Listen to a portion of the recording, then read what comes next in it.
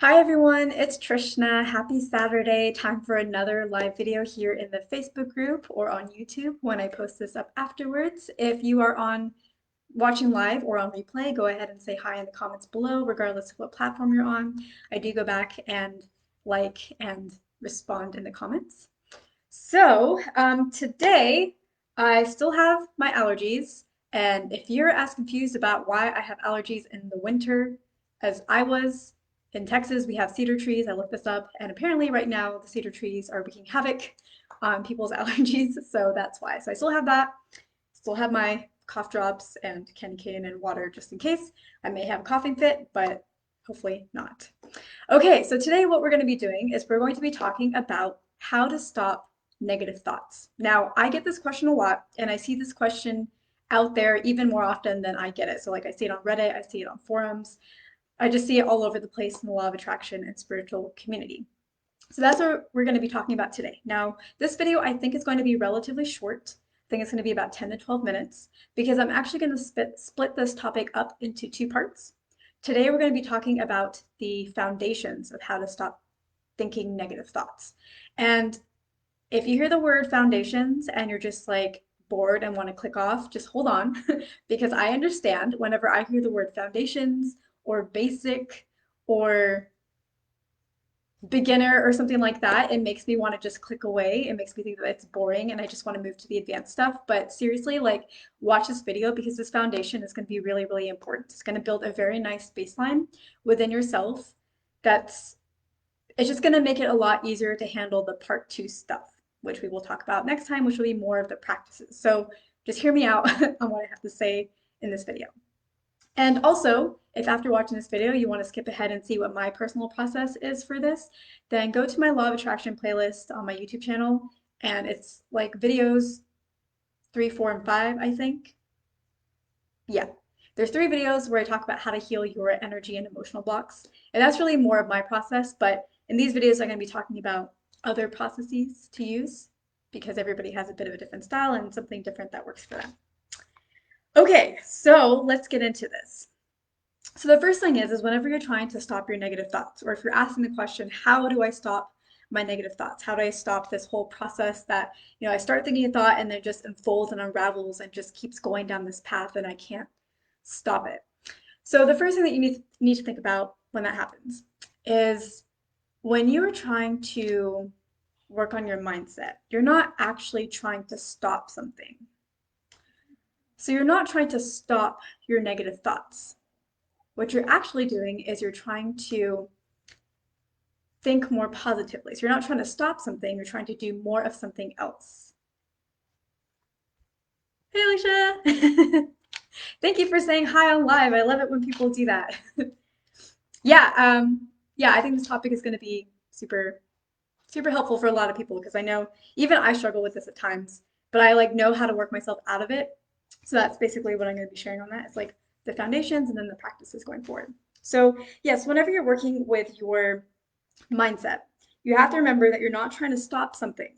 What you're actually trying to do is you're trying to do something else. So you're not trying to stop one thing, you're trying to do something else. So you're not trying to stop negative thoughts.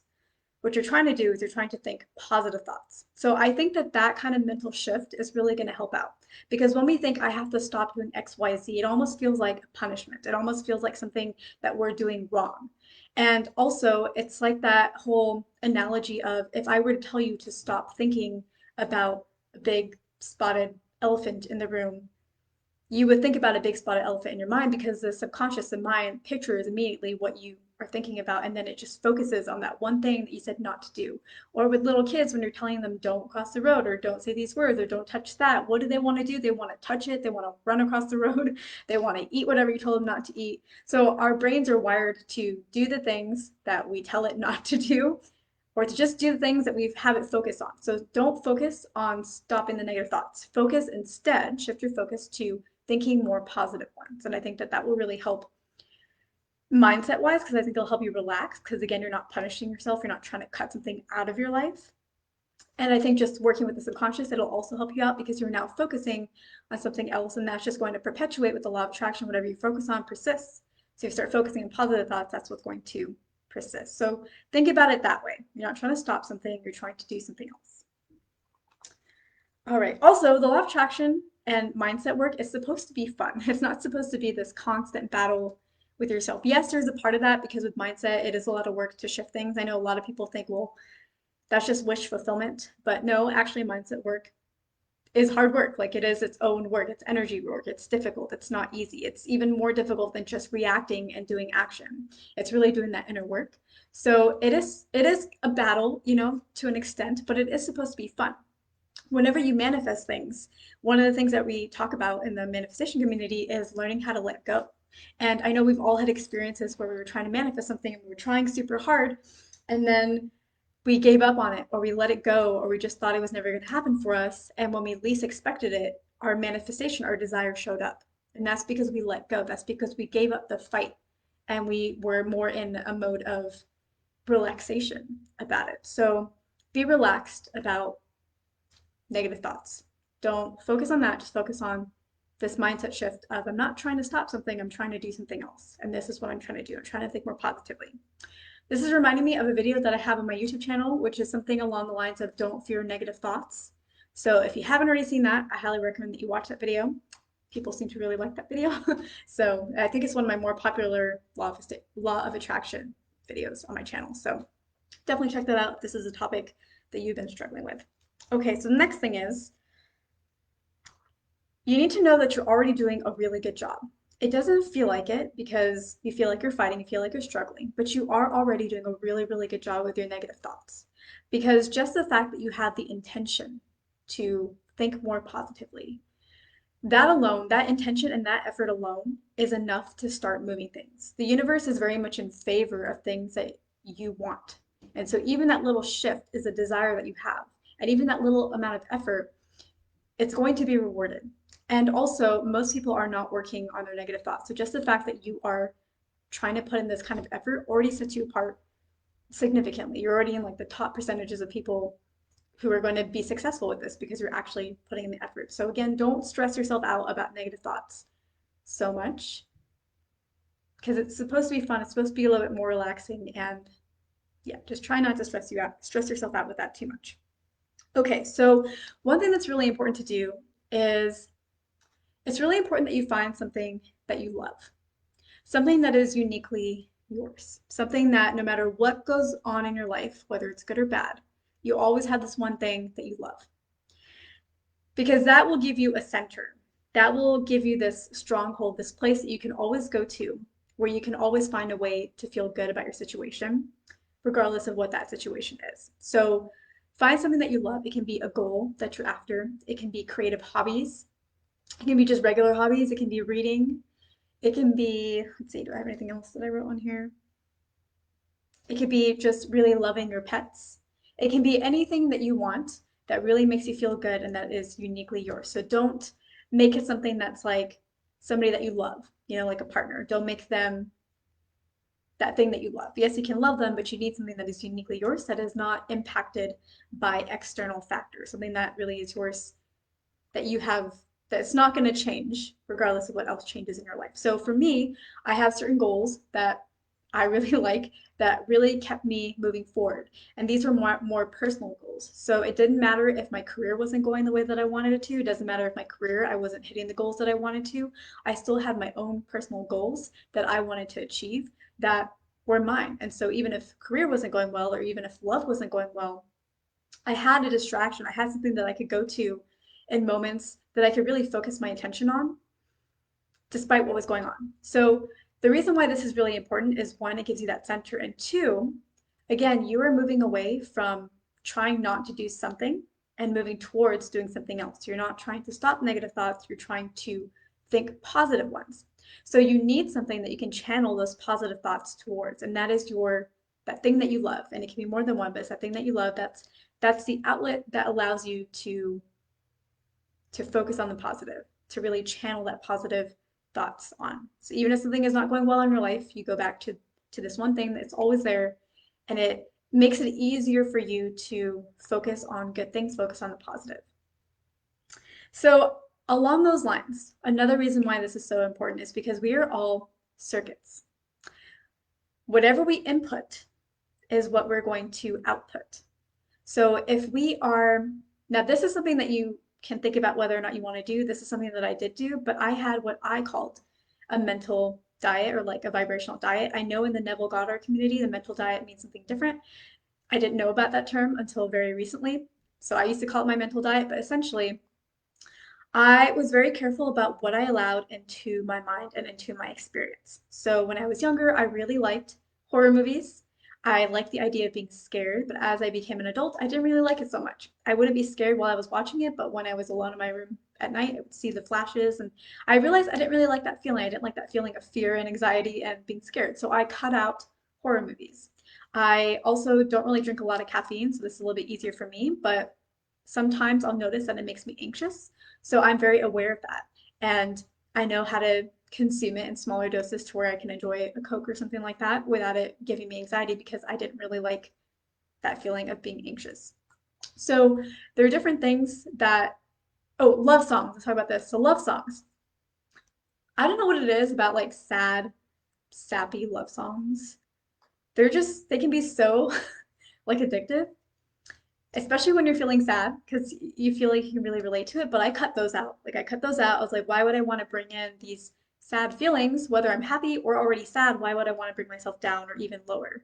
And why would I want to bring those kinds of thoughts and those kinds of stories of another singer into my mind when I'm trying to bring love into my life? Like that's doing the opposite of what I want. So I cut all of those out. So the idea being that we are all circuits. So whatever we put inside ourselves is what's going to come out. So if you're putting sad love songs, what do you think is going to come out? Are you going to be thinking sad thoughts? You're going to be manifesting sad things. If you put in things that bring you anxiety, whether it's thoughts or whatever you consume or whatever you want to watch, consume like internally, like through food, that's what's going to be coming out of you. So think of yourself as a circuit. What do you want to have coming out and showing itself in your life? That's what you need to input into yourself as well.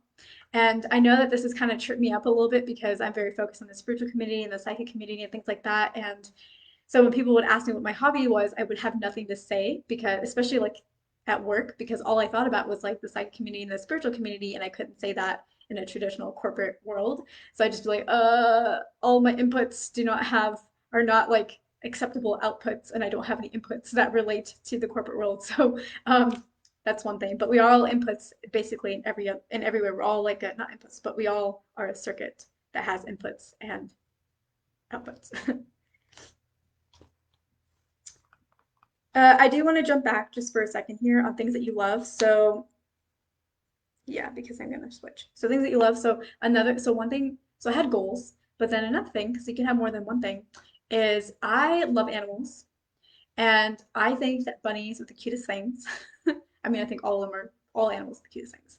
But what I would do is I would flip my mind to just a video that I'd seen about bunnies, and it would just make me feel so happy just like immediately. So just have different things that you love that you can go to that are your strongholds that will never change. Like bunnies are never going to stop being cute. So, that's something that's going to last no matter what goes on. I'm always going to love that. Okay, so kind of on that same topic of, all right, so we've talked about mindset. You're not stopping something, you're starting something else. You're not stopping negative thoughts. What you're actually doing is you're trying to think more positive ones. Two, you're already doing a really good job. If you've already started on this, if you already have the intention, you're already doing enough. The universe notices this, the universe loves it, the universe is going to reward you for it. So you're already doing a good job, don't stress out too much. The next thing is you got to find something that you love, something that is uniquely yours, that is your center hold.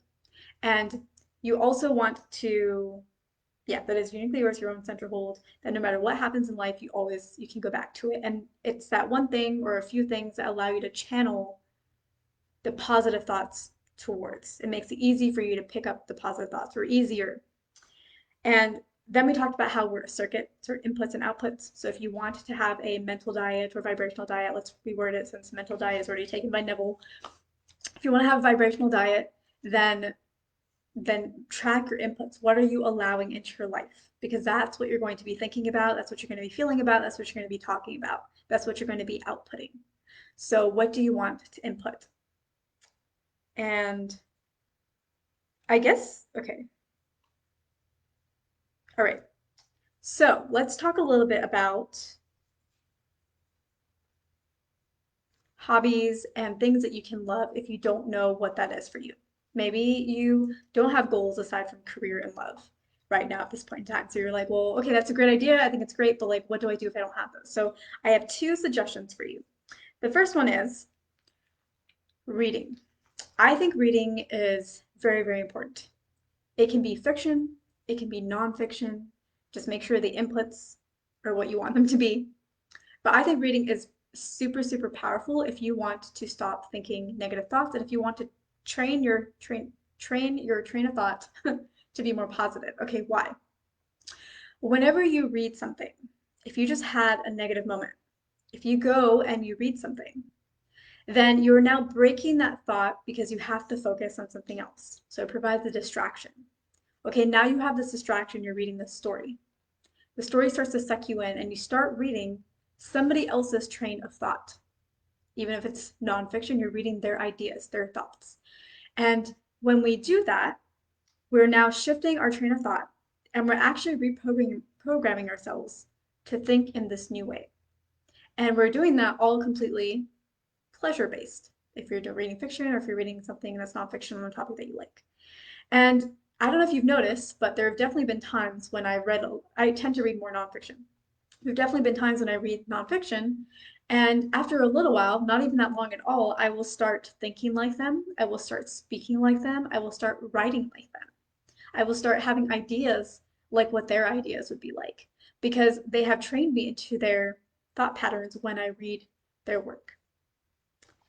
So that is why I recommend reading. Let me just make sure I didn't miss anything. Okay. Now, TV shows is another option that you can use.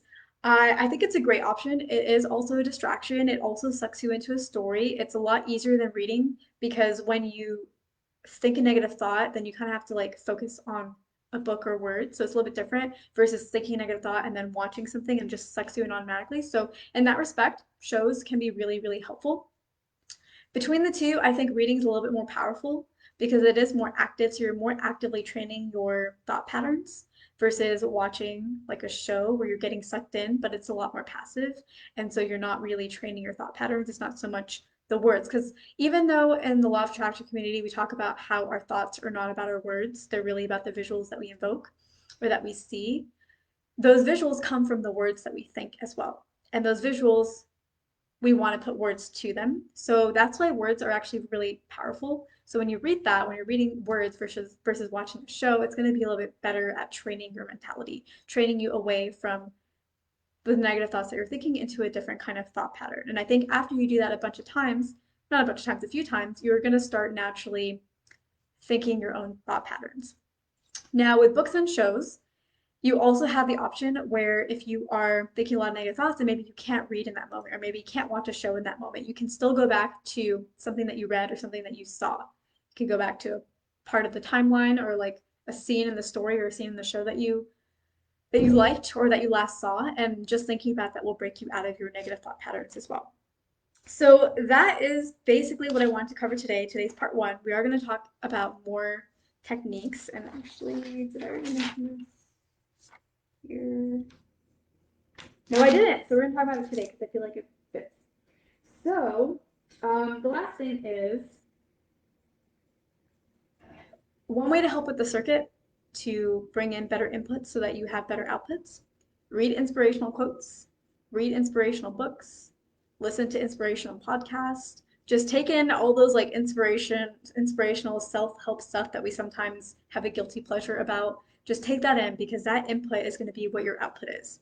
So once you keep hearing all these inspirational quotes, all these inspirational thoughts, what is the output going to be for you? Inspirational words that you share with others, inspirational thoughts that you think for yourself. You're just going to be more positive overall. So keep in mind the circuit. The circuit's very, very important. All right, so that is all that I have to share with you on this topic. Again, next week we're going to be talking more about some of the practices that you can actually use. They're a lot more active. Some of this was already active, like find the thing that you really enjoy and be aware of the circuit and possibly have a vibrational diet. But I have a lot more practical techniques that we're going to talk about in the next video that I'm actually very, very excited about. So we'll talk about that next Saturday. And yeah, if you have any questions, let me know, post in the comments below, and I will see you in my next one.